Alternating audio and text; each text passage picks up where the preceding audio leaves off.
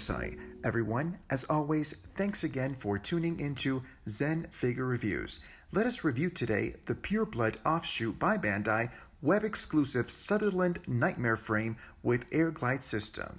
This nightmare was featured in the animated series Code Geass as the Purist faction mecha. Jeremiah Gottwald, a prominent member of this faction, as well as others like Valletta, whom conformed the faction, held a strict belief that only true and pure-blood Britannians should be a part of the military forces, and thus the pure-blood Sutherland came to be. Let us take a closer look. I actually put up this video now for those of you who will be getting the Robot Damashi exclusive recent pre-order release Sutherland, so you'll have something to compare it. Here we have some instructions, nothing fancy, really, front and back. Starting off with the accessories, we'll take a look at the jousting spear. It is a very big piece of shiny silver painted plastic.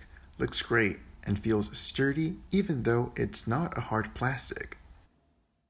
Assault rifle. It was made accurate and very well detailed. The only downside is it has no paint other than the black metallic one you see, but even that isn't a big issue.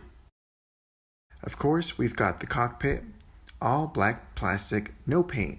It's well detailed, and the gimmick we all love, the opening of the cabin. Pop it out, and if I can, get it to the seat, pulls back, and that's that. And here we have the awesome and not profoundly explained fact sphere. The piece is molded all on blue soft rubbery plastic and has 4 different colors, green at this very center, red on the plates, orange and black on the inside. Damashi stand piece, all red. The gripping hand for the jousting spear, blue and dark gray plastic, very nice.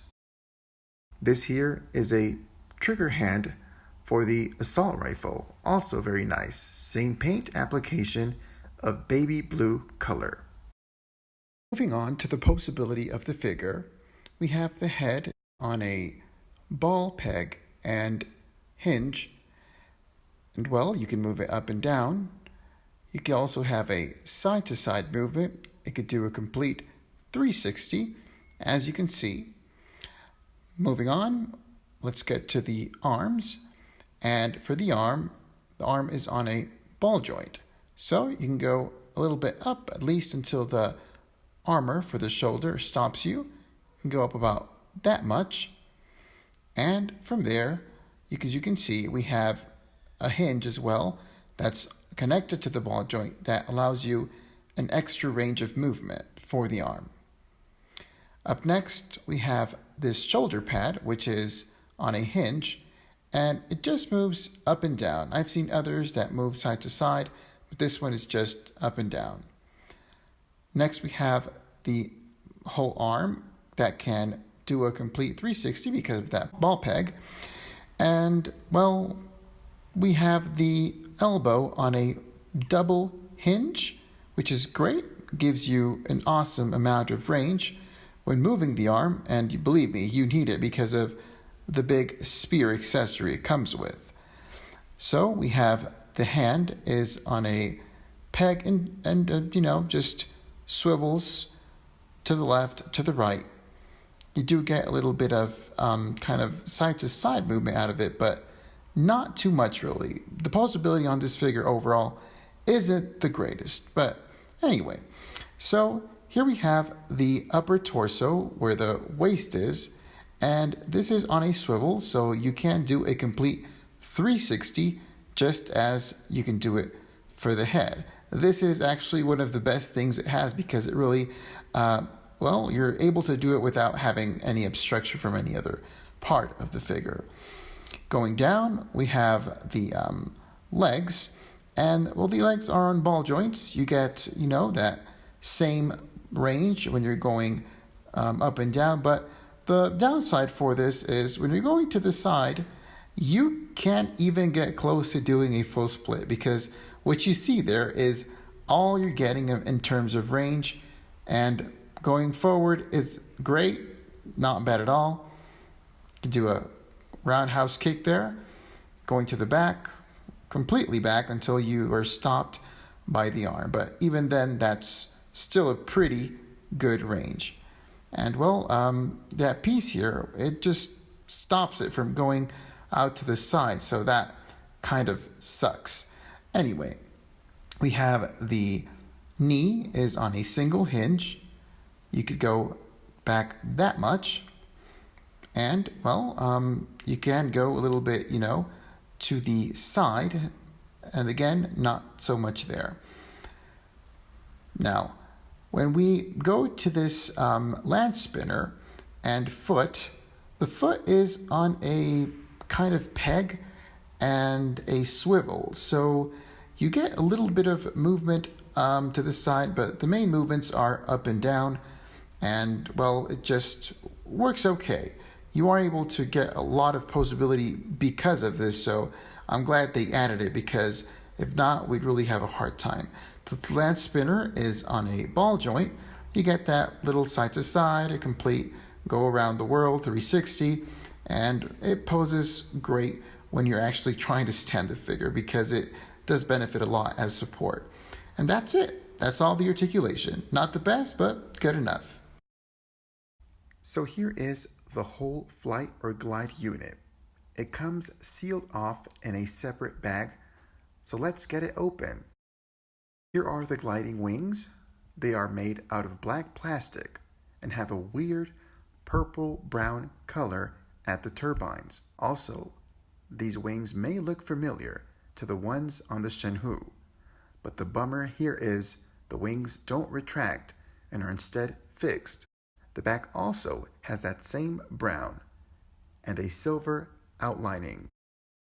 Gigantic cannon, and yes, that's its name. Same metallic black color all around, and it also has this feature that's meant for it to fit on or to be mounted onto the arms of the Sutherland. Up next, we have this black plastic cap that I will show you how to lock into place later on. It's meant for the wings. Here is the bottom attachment, also meant for the flight unit. Now we take the Sutherland and flip it to the back. As you can see, it has a slot here that looks like an inverted T. You're going to take your cockpit, which also has a T peg that will fit on to the back of the Nightmare. Lock it into place, put a bit of pressure, and well, there you go. Now you've got the cockpit on the Nightmare. The Nightmare is complete. So now that we've locked the cockpit onto the back, we are able to put this black piece here, which is a kind of cover cap for the cockpit. Now we take this next piece, which is a bottom cover for the cockpit as well. These two work together in order for you to enable the Sutherland to use the flight or glide system. So now that we've put on the support system to enable the wings to be used, we're going to take one of the wings, and as you can see, we have here a slot where we're going to put on the peg that's been placed on the back of the cockpit. You take one of the wings, fit it on, just a little bit of pressure. So we take the next one, also has a slot, put it onto the next peg on the side, and now you've got both of the wings onto the cockpit. Looks nice, doesn't it? Let me show you now how the big cannon is mounted onto the arm of the Sutherland. You take the big cannon from this part here and open up one of the panels. As you can see, the shape of the slot and the pegs are similar, so you can fit the cannon more securely. So with a bit of pressure, lock it in, and once in, close up the panel for extra assurance. It can be placed on both arms, for both arms have the slot molded in to place the cannon on either one. Moving on, here's the pole for the spear and a gripping hand for it. First you take the pole and slide it through the bottom of the hand.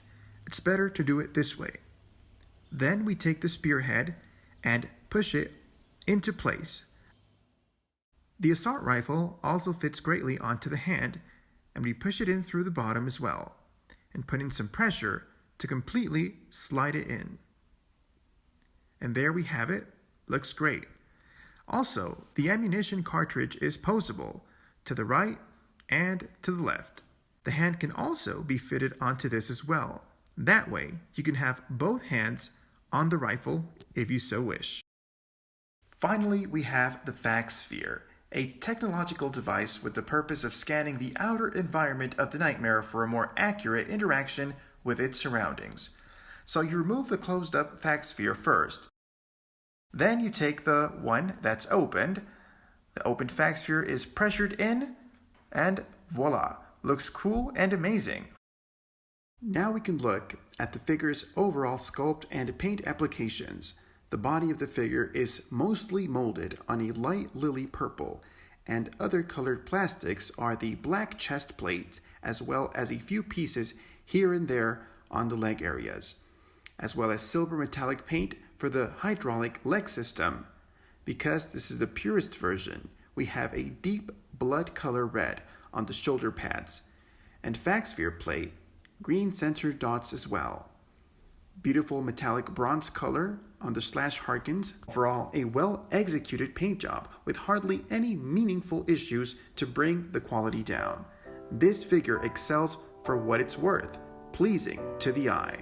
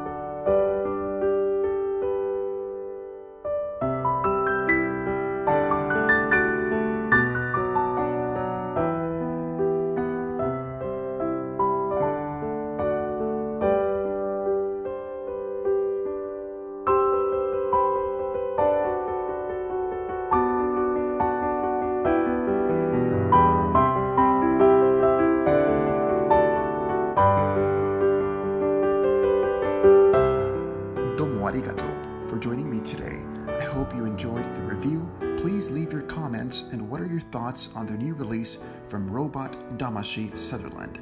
Don't forget to like, subscribe, and remember, buy what you love. すぐに戻ってくる.